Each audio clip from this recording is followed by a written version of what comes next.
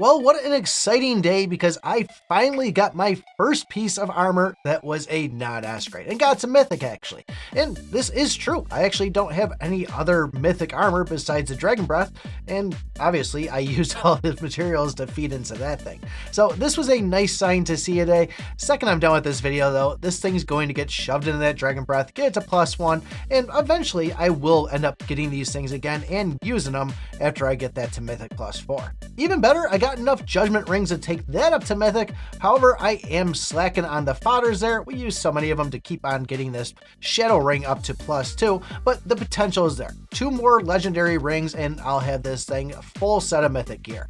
But back to the tunic, we've talked about this before. This is actually the best non-S grade piece of armor. It's probably the best thing for most free-to-play players out there, but the fact that even if you aren't free-to-play, this is still very useful both in the seal battle and inside the guild boss. The big reasoning behind that is you actually get stacks of attack with this, and when you're overpowered, those guild bosses and seal battle bosses really don't do any damage to you at all, at least nothing to kill you on it. So having this thing on, getting those extra stacks is just a way to kind of make sure you're doing a couple little bits of extra damage.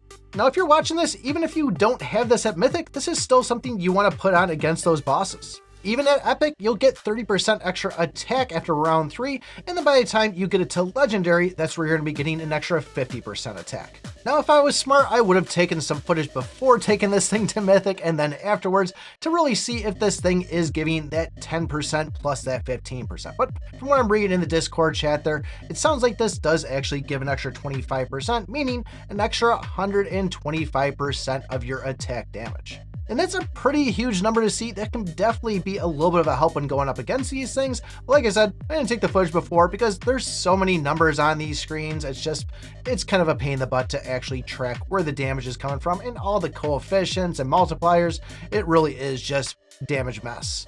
Now, as much as I like this, like I said, it's got to go into the DBA. I told myself I want to get everything to Mythic +4. That's my goal right now. So this is going to get eaten up by that.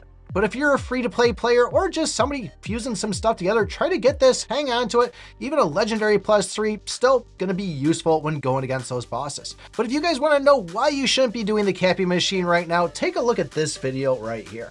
Thanks for watching, and remember, I pick my butt.